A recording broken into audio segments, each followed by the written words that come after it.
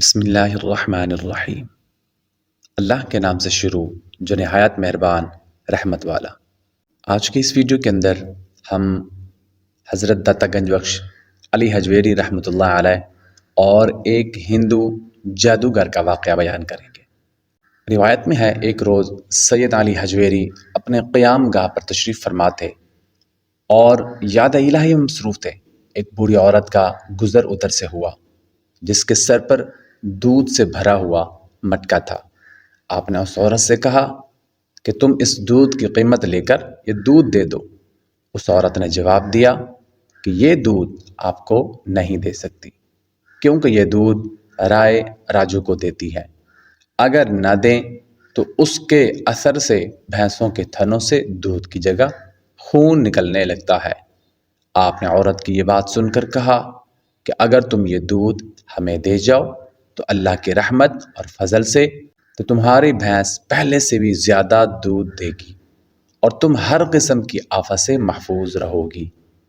آپ کی یہ باتیں سن کر وہ عورت رضامند ہو گئی، چنانچہ اس نے دودھ آپ کو دے دیا اور واپس لوٹ گئی۔ شام کو جب اس نے اپنے جانوروں کا دودھ دوہا تو انہوں نے روز کی نسبت سے زیادہ دودھ دیا، یہاں تک کہ اس کے گھر کے سب برتن بھر گئے۔ اللہ تعالیٰ نے ان کے دودھ میں برکت ڈال دی۔ یہ خبر جلد ہی لاہور کے قرب و جوار میں پھیل گئی کہ لاہور کے باہر اللہ کا ایک فقیر ہے، اس کو دودھ دیں تو دودھ اللہ کی برکت سے بڑھ جاتا ہے۔ چنانچہ دودھ میں برکت کی خاطر لوگ آپ کے پاس دودھ لانے لگے۔ آپ اپنی ضرورت کا دودھ لے کر باقی دودھ لوگوں میں تقسیم کر دیتے، اور جب یہ لوگ گھروں میں اپنے جانوروں کا دودھ دوہتے تو وہ دودھ پہلے کی نسبت زیادہ ہوتا۔ آپ کی اس کرامت کو دیکھ کر لوگوں نے رائے راجو کو دودھ دینا بند کر دیا اور اس کے خلاف ہو گئے۔ رائے راجو کو جب اصل حقیقت کا علم ہوا کہ اب اس فقیر کی دعا سے اس کا جادو اب بھینسوں کے تھنوں پر نہیں چلتا، تو اس نے سوچا کیوں نہ اس جادو کو تیز کر کے فقیر کو یہاں سے بھگا دیا جائے۔ جس کے پاس لوگ دودھ کا تحفہ لے کر جاتے ہیں، مگر وہ نہیں جانتا تھا کہ اللہ کے فقیروں کے ساتھ خدا کی مدد شامل حال رہتی ہے۔ چنانچہ انتقامی جذبے کے تحت وہ جادوگر حضرت داتا گنج بخش رحمۃ اللہ علیہ کے پاس آیا اور کہنے لگا، آپ نے ہمارا دودھ تو بند کروا دیا، اب ہمارے ساتھ مقابلہ کرو۔ اور پھر وہ کچھ اپنی زبان میں پڑھنے لگا اور کچھ پڑھا اور ہوا میں اڑنے لگا۔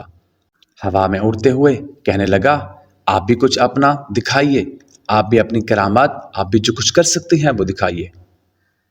تو حضرت داتا گنج بخش رحمۃ اللہ علیہ آپ نے اپنا جوتا مبارک ہوا میں پھینکا اور وہ اس کے سر پر پڑنے لگا، یعنی آپ کے جوتے اس کے سر پر پڑنے لگی تو وہ زمین پر اتر آیا۔ آخر کار وہ حضرت کے قدموں میں گر گیا اور مسلمان ہو گیا۔ اس کے پاس سفلی علم تھا جس کی بنا پر اس نے لوگوں کو اپنا گرویدہ بنا لیا تھا، مگر اس کا سارا علم اللہ کے ولی کامل کے سامنے ہیج ہو گیا۔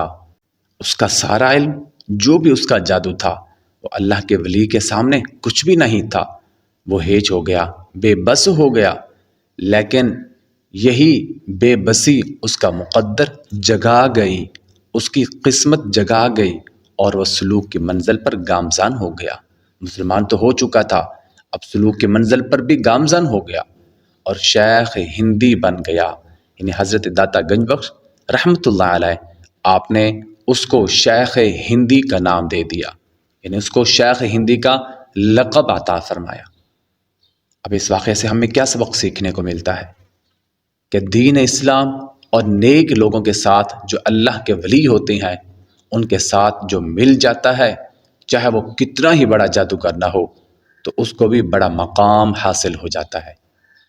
آج اگر ہم بھی اپنا ہاتھ اگر کسی اللہ کے ولی کے ہاتھ میں دے دیں، ولی کامل کے ہاتھ میں دے دیں، تو ہماری زندگی سنور جائے گی، بن جائے گی،